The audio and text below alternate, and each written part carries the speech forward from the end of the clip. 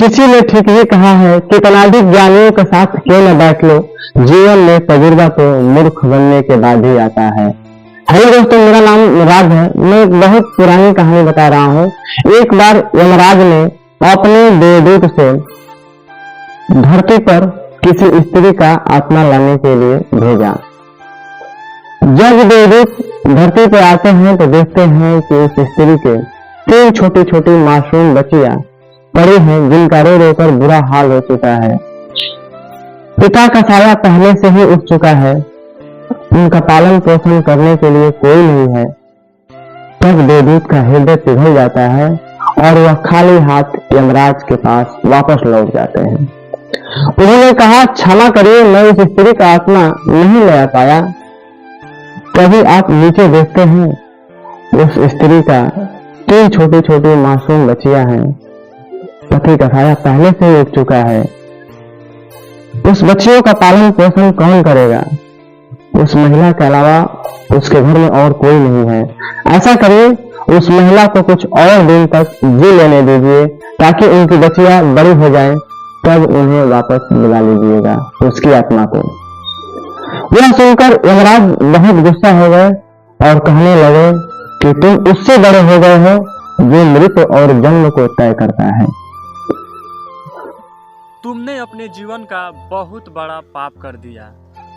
इस पाप को भुगतने के लिए तुम्हें धरती पे जाना होगा और अपने मूर्खता पे तुम्हें 3 बार देवदूत को पता था कि मैं बिल्कुल सही हूँ, फिर भी जो सजा मिली थी उसे भुगतना था।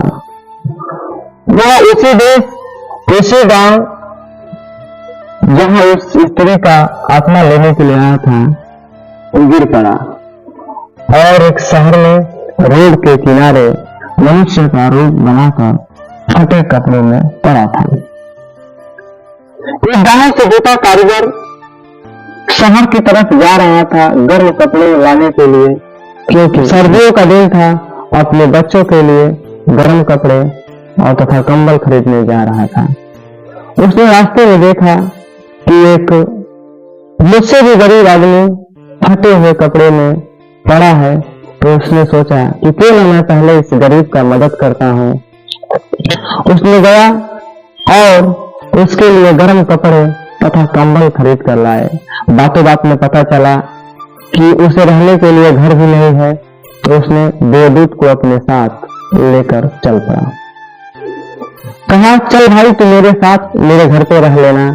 रास्ते में उसने कहा कि देख भाई, मेरी पत्नी बहुत गुस्सा करेगी, क्योंकि हमने बहुत कठिनाई से पैसा इकट्ठा किया था अपने बच्चों को गर्म कपड़े खरीदने के लिए, लेकिन वो तो सारा पैसा तुम्हारे में मैं खर्च कर दिया।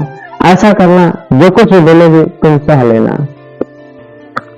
जैसे ही कारीगर घर पे पहुंचा, उसकी पत्नी लगी गुस्सा करने। यह सुनकर देवदूत पहली बार जोर से हंसे तो और कहने लगे कि इसको पता नहीं ये क्या सोच रही है, इनके घर कौन आया है। मैं चाहूं तो इसका घर धन दौलत ऐशो आराम से भर दूंगा, लेकिन ये तो सिर्फ कपड़े कपड़े के लिए कह रहे हैं। ऐसे भी इंसान दूसरे के बारे में सोचता कहाँ है। कुछ दिन तक कारीगर की पत्नी गुस्सा की, उसके बाद फिर शांत हो गई। देवदूत भी उसके साथ रहने लगे। जो काम कारीगर करता था वही काम देवदूत करने लगे। जूता बनाना इतना अच्छी तरह से उनको आ गया कि पूरे देश में ख्याति फैल गई। यहाँ तक कि सम्राट के जूता भी वही बनने लगे। एक बार सम्राट का आदमी आया और कहा कि ये थोड़ा सा चमड़ा है, इसे सम्राट के लिए जूता बना दो। याद रखना, चप्पल नहीं बनाना है, जूता बनाना है, क्योंकि हमारे देश की परंपरा है जूता चप्पल तब पहनाया जाता है जब इंसान की मृत्यु हो जाती है, तो उसे पहनाकर मरघट तक ले जाया जाता है। इसलिए तुम्हें जूता बनाना है, चप्पल नहीं बनाना है।